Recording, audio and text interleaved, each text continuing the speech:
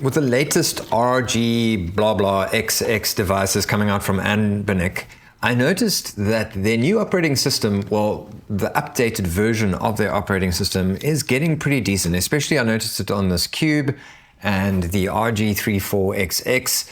And so I wanted to follow up my 34XX video with a Knulli versus muOS versus stock operating system. Now there's a link below to the spreadsheet that I've created. So I'm just going to talk you through the spreadsheet, my thinking behind it. I spent hours and hours going through each operating system, setting it up. I've really gone into the weeds with these, and I think a lot of this information is sort of scientific, some of it is subjective, but I do think it's going to help you decide which one to install depending on where you are in the stage of nerdiness. So if you are a super nerd, a certain one might be worth it for you. If you're a super beginner, one of them might be worth it for you. Or if you're into minimalism, then another one might be into you. So each has its own place in the universe, which is great. We have these options. I know it's a little bit irritating as a newcomer to find out that there are 3 operating systems, maybe even 4 if you include MinUI, for these things. But today we're not going to talk about MinUI. There's a lovely setup guide by Retro Game Call for that, where he tweaks it and adds all sorts of things. So you can go have a look at that. But today we are focusing on muOS and Knulli. So the first thing is the setup guide. I'm going to be going through the spreadsheets. I wrote the Knulli one as hard. The other 2 are easy. The reason, so I've got Knulli on here on the SP, and the reason I said hard is because they have now introduced a process where if you do, I think it's FAT32, then you set it up like normal, but you have to transfer files via SSH, which means you have to learn how to link this via an IP address on your browser, and then you can transfer files. I've done it. It's very nerdy. So that's the one setup option for Knulli. But then the other setup option is to go with exFAT, formatting your SD card and the internal SD card to exFAT, which sounds like the easier option because now you can just take the SD card out, plug it into your computer and transfer ROMs. But the downside of that is, in order to do that, you have to set up the first SD card. You have to do a 2-card setup. Set up the first SD card, go into advanced settings, set that as exFAT and format it within the operating system. Once it's formatted, close it down, set up the second SD card using exFAT, put it in the device, start up the device, shut it down. This all used to be par for the course back in the day, but this is really like nerdy stuff for this day and age. Then you can now transfer your ROMs via the SD card.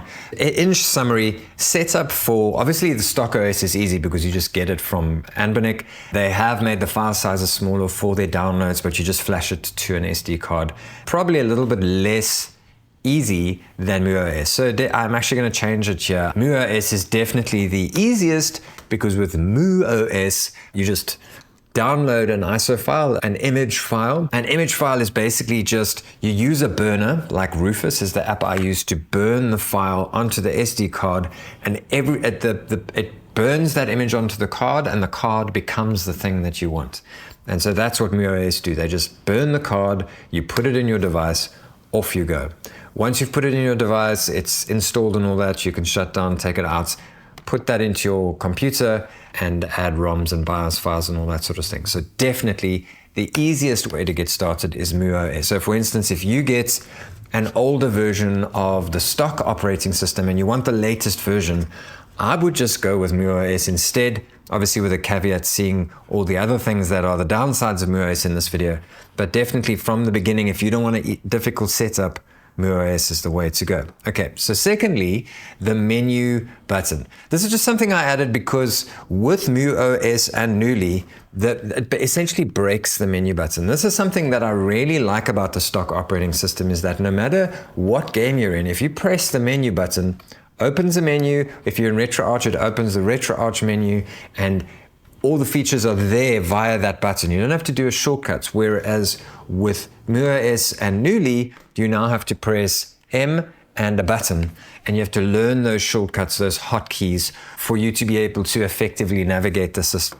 It's a little thing, but it is a big thing, especially for beginners and people that don't want to fidget. And speaking of custom firmware, you may be considering customizing your devices, and for that you should consider PCBWay. If you look at their projects page, there are so many people sharing projects that are helpful to the community, helpful to all sorts of retro gaming things. I've seen people create circuitry for replacement parts on like a PS1, that sort of thing, an SNES like charger port.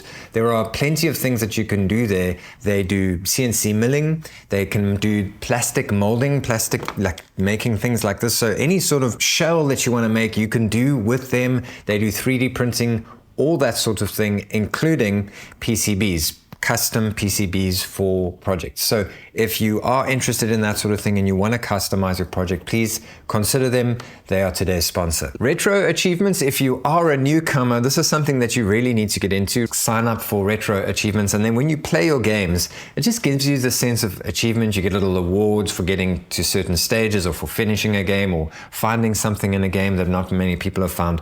So that's really nice.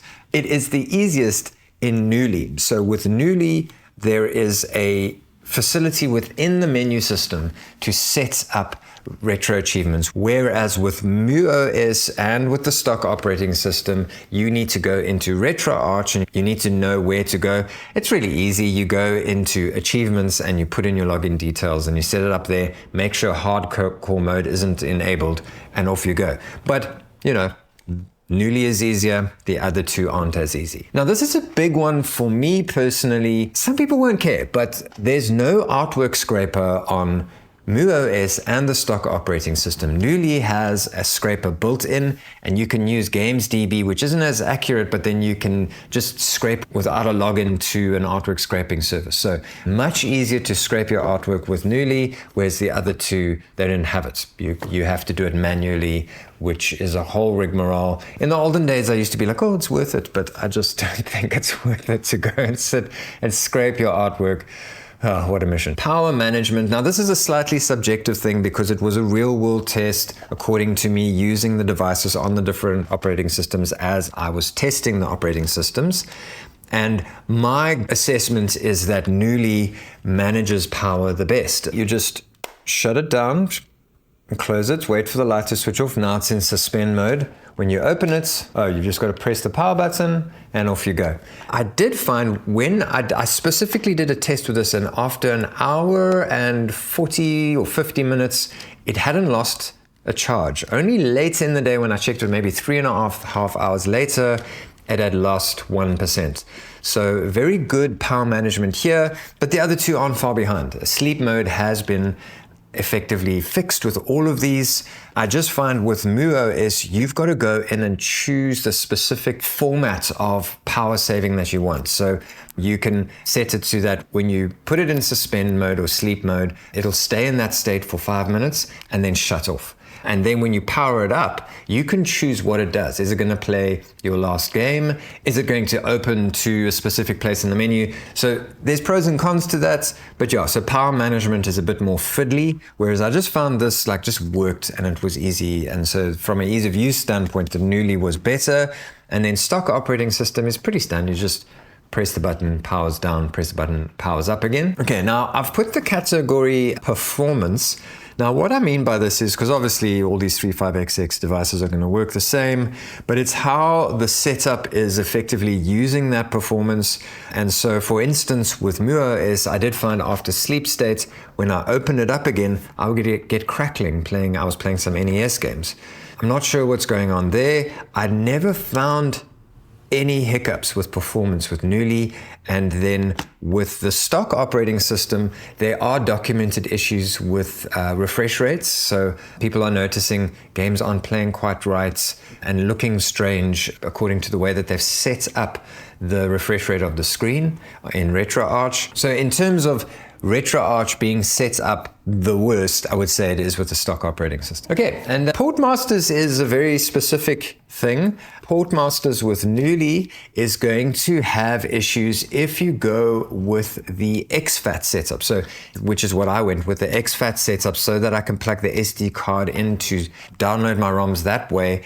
I effectively broke Portmasters by making it exFAT, so I can't use Portmasters with this. I'm not a big Portmasters fan, so that's why I made that compromise, but that is that. Therein lies a problem with Knulli there with that complicated setup. Now, muOS Portmasters works beautifully, and then the stock operating system, there just isn't Portmasters. They have installed certain ports to run, so you get some ports, but Portmasters itself does not run. If you don't know what Portmasters is, use a thing called Google.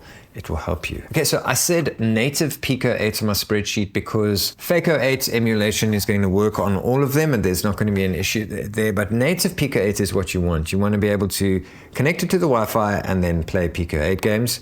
I did actually, so I gave the best rating for this to muOS, but it was a mission, and I think the mission came in that their guide on their website is kind of all over the place because of all the updates that have taken place. There have been changes, and so I pieced it together from Reddit and their setup guide. So I've just written my own little setup guide. I'm going to put it on my website, or in the description below I've put the link to that little setup guide for you so that it's easy just to get Pico 8 running on muOS. And once you follow my guide, it's super easy and it works really well. They do have a manual setup where you put it on the SD card and all that sort of thing, but if you use their SSH thingy and you run it via the websites, there is a script that you can run which just sets Pico 8 up, which is really handy. So you put all the files on and it just sets it up for you. So if you do get into that whole SSH thing, it's actually quite easy to run, but that SSH thing, I kind of downgraded that. So on my spreadsheet, you'll see muOS for Pico 8 is green, Knulli is orange, just because it's a bit of a weird, like it's easy, but it isn't easy, you know? And then stock operating system, I haven't seen anyone get Pico 8 running natively on the stock operating system. So that for me is actually the deal breaker, especially if you're running a device like the Cube XX. If you have this device, you should be playing Pico 8 on it. I recommend running native because support those people who made Pico 8, whereas Anbernic just load it on the device, give you the games, and it's a paid service. Like, you have to pay for Pico 8. So I don't like that. So rather go pay for it, get it, slap it on muOS, and you're off to the races on the Cube XX. None of them have over-the-air updates. That is something that I need to mention because all of them you need to flash an update to the card, which, I don't know. They've got Wi-Fi. I don't know why that is a thing. It might have something to do with the hardware. I don't know. Bluetooth audio. I made the Knulli Bluetooth audio orange on my spreadsheet because even though it does it, it took me quite some time to actually get it connected. I restarted, I shut Bluetooth off, put it back on, and eventually I got it to connect to my Bluetooth headphones. So it does work. And I think once you get it connected, it's going to get easier. And especially if you connect something that is only connecting to this, it's going to make life a little easier. But that is, you know, it is quirky. But Knulli is the only operating system that does Bluetooth audio. And interestingly enough, now with Bluetooth controllers, the stock operating system and Knulli do Bluetooth controllers, but muOS has no facility for Bluetooth whatsoever. So while there are a lot of very good things and everything that's implemented on muOS is exceptional, they haven't done Bluetooth yet. So for whatever reason, they don't have a dev to do that properly, or they just don't feel it's being executed properly on their trial runs or whatever.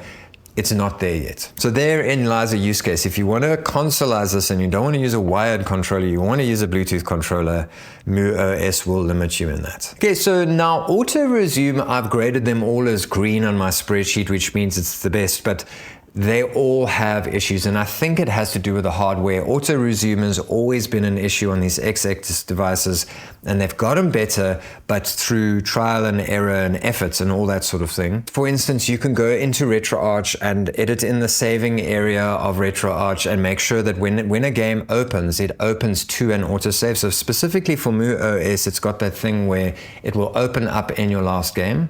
So once it opens up in your last game, you set Retroarch to open up in the last save. And so muOS will get you to the game, Retroach will get you to your save. So you can get an Autoresume on muOS. Knulli is different in that you can't power off and open up into a place, but you can press the power button, it goes into sleep mode, and then it opens where it last left off, which is basically the same thing, because you can do that infinitum until the device dies. I like that about Knulli. And the stock operating system is kind of the same. You can't power it down and open up where you left off, but you can just put it into sleep mode and keep playing. So that is cool. And then again, in Retroach, you can just make sure that it is going to open that game in your last save. So that's kind of an auto resume, but not really. And then Moonlight streaming. This is not something that I'm very into. I was trying to get into it yesterday, but I haven't wrapped my head around Moonlight streaming a lot because I've never really seen the value of streaming to these little devices. But maybe there's something like a Steam game or old PC game that you want to just play on a small device while you're sitting on a couch. Moonlight streaming is available to you on the stock operating system and muOS. Knulli does not have Moonlight streaming. And then I added Media Player because this is where the stock operating system really shines. So if you want to put MP3s like an OG person, their custom designed little media player is really nice. And I hope that it's open source so that these guys can start maybe implementing it, because that GNU or whatever it's called, the Linux thing that's been around for years, just doesn't cut it for me. It's so difficult to use with shortcuts, with buttons and that sort of thing. Knulli doesn't have one. muOS has that GNU one that I've never liked it. Preset looks. This is like shaders, bezels, that sort of thing. Now, Knulli is bottom of the rung here because it does have the bezels project and all that. You can go in and there's like a place where you can download all sorts of things. And they have the bezels there, but you've got to set it up all yourself. So you can choose some cool bezels. muOS, on the other hand, has been very thoughtfully curated. Game Boy Advance, for instance, looks pretty cool. They've pushed Game Boy Advance up to the top with a big Game Boy Advance logo at the bottom. I like it. You might not like it, but you can disable it. And then the stock operating system also has some cool bezels, also that sort of thing. For instance, with the SP, the stock operating system puts that Game Boy Advance logo at the bottom, and it looks really nice. Like, it looks legit. Now, obviously, this is a very subjective thing, but quirkiness, it's like, as I was working through the operating systems and going through the weeds of all the things and Googling things and finding things on their websites, which one irritated me the most? My initial setup of Knulli did frustrate me a lot, but the actual use of it, the everyday use of it, is very nice. I think that is where Knulli really shines. But it is the worst of them in terms of quirkiness, like the amount of little things and battles you have to fight to get this thing the way you want it. Whereas muOS, second on the rung, yes, stock operating system wins the quirkiness. Now, even though it's subjective, the fact that I found the stock operating system the least annoying is very telling. And it's because I think specifically the muOS developer I think he's a perfectionist, I'm gathering, because every step is done very methodically, carefully, and done well. He would rather not have a feature than have a shitty feature. And so that's where muOS sits. There's a lot of little things in here that don't exist, or you've got to set it up yourself. Like, for instance, the power management, but there's a pro to that where you can have it power up the way you want it to power up. The quirkiness has method to it, whereas the quirkiness with this, I think, is because it's Batocero, which was originally designed for like PCs and that, to set up like home gaming consoles. So I think they battle with a lot of those issues of trying to make it work for a handheld. And then the stock operating system, Anbernic just improve it every single time. And so when you open it up and use it, and we'll get to some of the sort of deal breakers with the Anbernic's one, it just works, you know. They've put the artwork on for you, they've put the games on for you, and it all kind of just works. And that's what's nice about the stock operating system. HDMI output, Knulli definitely wins here. Again, I think maybe because it was originally set up as a TV, Batocero was originally a TV console thing, it just worked flawlessly. It was fine. Whereas here, muOS have given us features which I think is a positive, but the problem is they've capped the output at 720p. Now, the screen I tested on is a 1080p screen at 60 hertz, and it couldn't output. So because they've set those hard limits on here, I couldn't output HDMI to the screen that I was testing on. And then stock operating system is the middle of the road. It isn't as good as Knulli, isn't as bad as this. So HDMI output might be a deal breaker for some people, and that's why I've put that in there. User interface. This is very subjective, and I'm going to explain why I graded them. So I'm going to start by just telling you the grading. So I've graded muOS as the nicest operating system. I've graded Anbinix operating system in the middle of the rung, and then Knulli at the bottom. Now let me explain.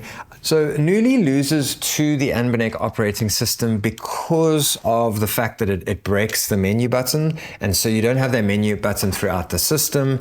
You've got to press start now to open the menu, you've got to learn hotkeys, all that sort of thing.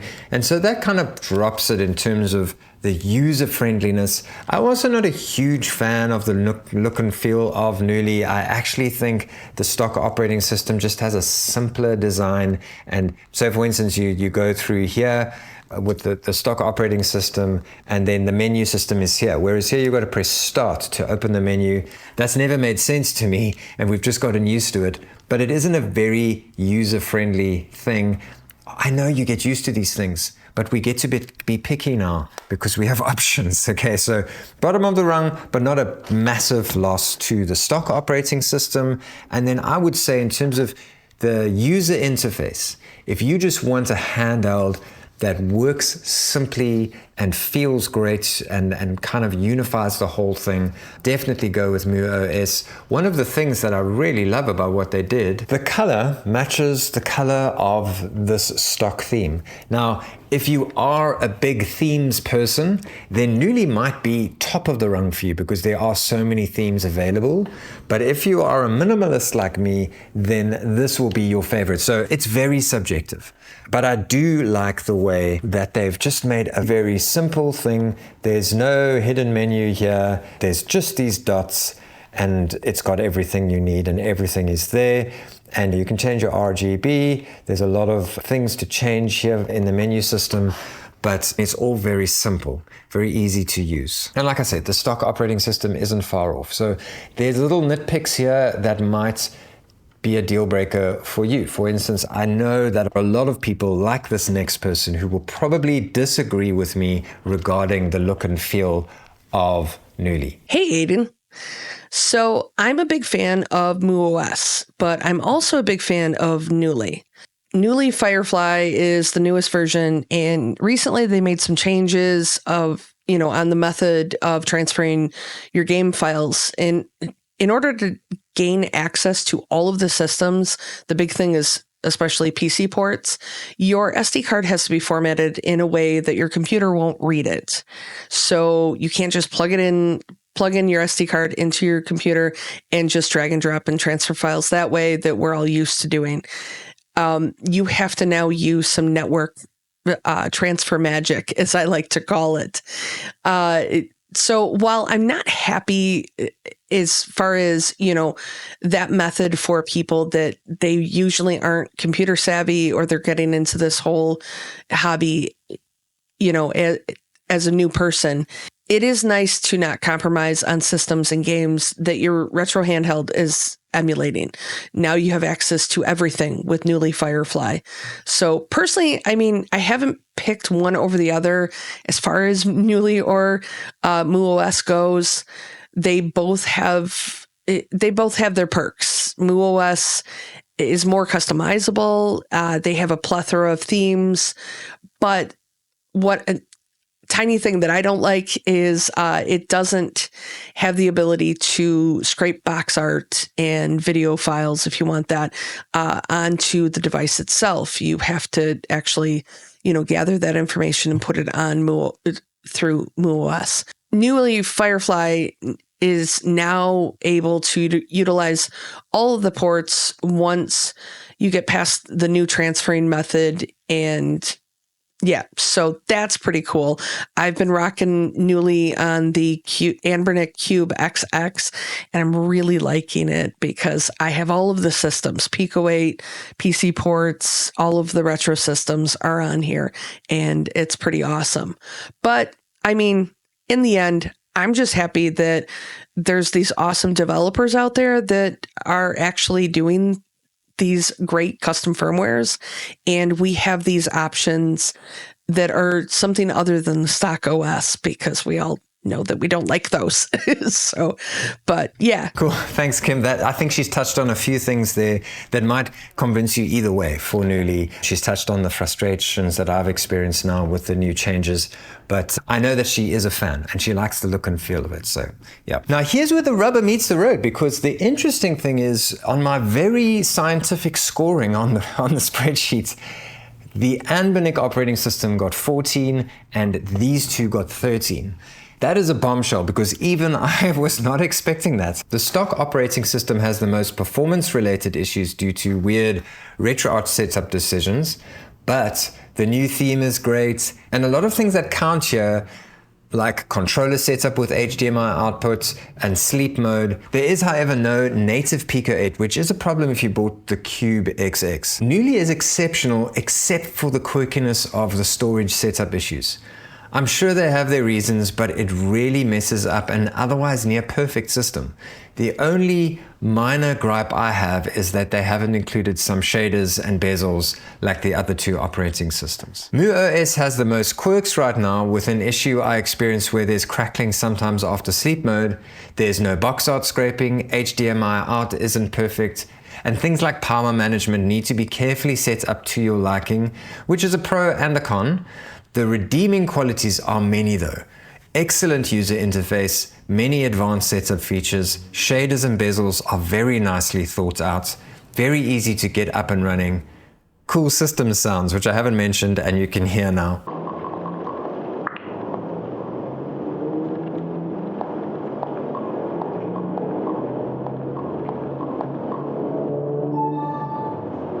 So Knulli is a great all-rounder, but has the nerdiness that you have to contend with. muOS is the nicest looking and easiest to get started, but I think as long as you're not planning to use it as a console to your TV, this is my top choice.